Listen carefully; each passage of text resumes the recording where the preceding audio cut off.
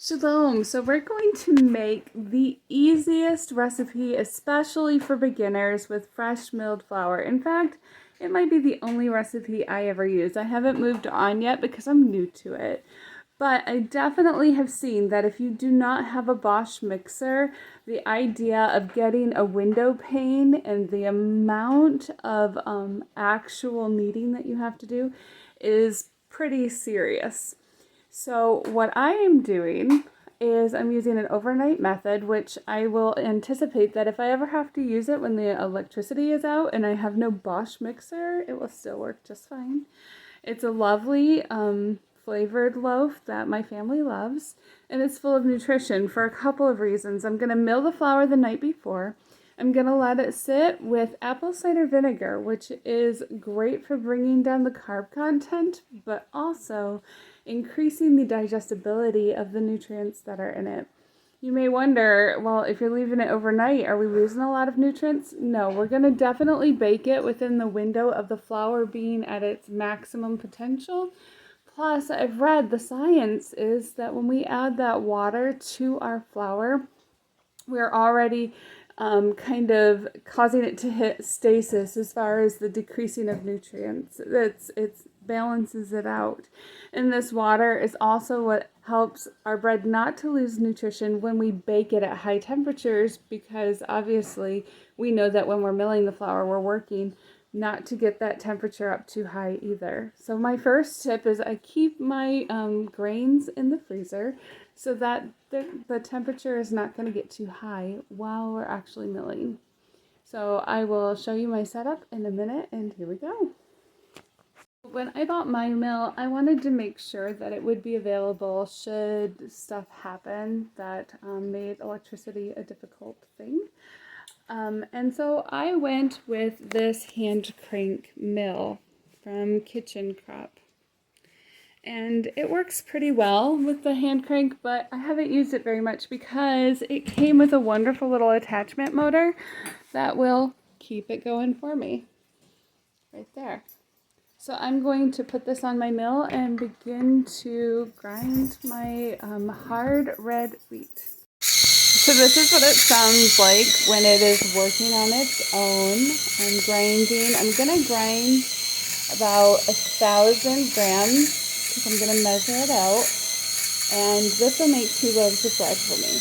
So now I have gotten all the flour milled. I have about 1,000 grams because this bowl is about 111 grams. So I subtract that from it. This recipe, as I said, it's so easy. It's very forgiving. So I'm not so worried about some extra grams.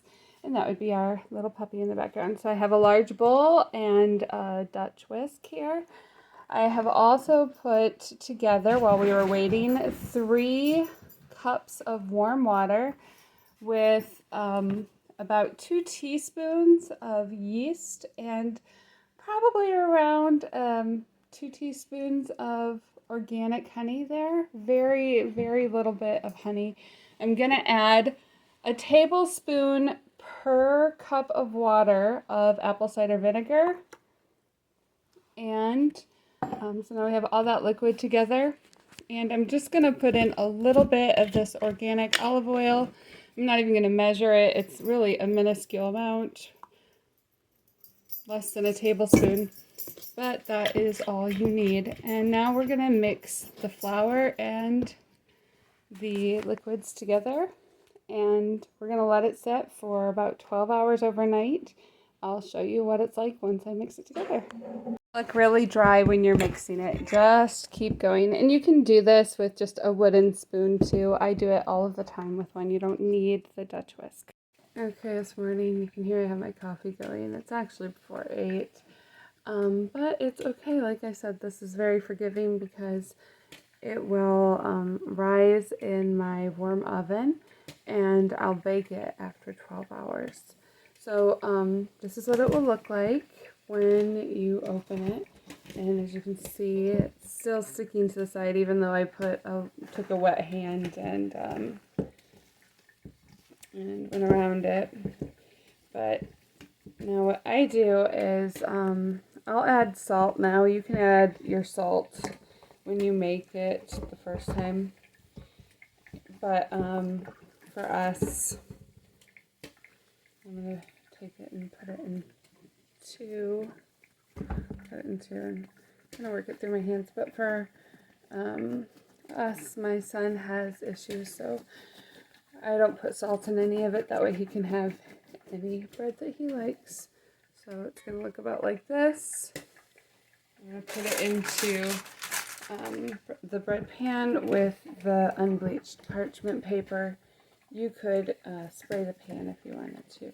But this is the extent of the kneading that you're doing. You're just kind of compacting it a little bit before you put it in.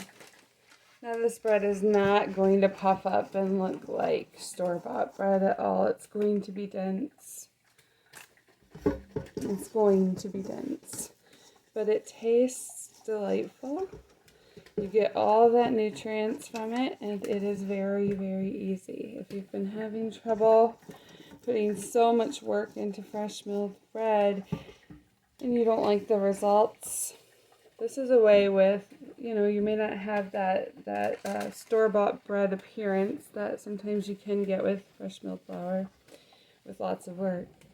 But it's super easy, and it's going to be even more nutritious because you're putting that apple cider vinegar in, which is going to break down the acids that make it hard for you to digest this bread.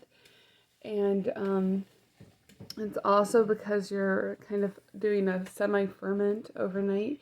You're allowing a lot of the sugars or the carbs to be eaten up. So this is going to be a healthier bread. And if you do trim healthy mama, this is an e-bread because there's very little fat in it, as you saw. So we're going to let this sit for a couple hours and then bake. Here are the loaves. They baked at 350 for about an hour. You don't always have to go that far, but it's 206 internal temperature. I like to make sure it's 180 at least, and this comes out nice and clean because we're talking dense and perhaps sticky bread. I'll show you what it's like when we cut it later. It is not crumbly. It's delicious and very, very easy, like I said. So this is the bread when it's cut. As you can see, it is airy and it's tender. It tastes delicious. We will probably freeze this. It's great to freeze it for about 12 hours, and that'll give you the dead carb situation where the carbs act more like vegetable than grains. So it's very good for people with diabetes. And that on top of the fermenting and all of the things that we already did. So that makes this a very healthy bread. Also, I use this very same recipe to prepare pizza crusts and to use for cinnamon rolls. So very versatile and very, very easy.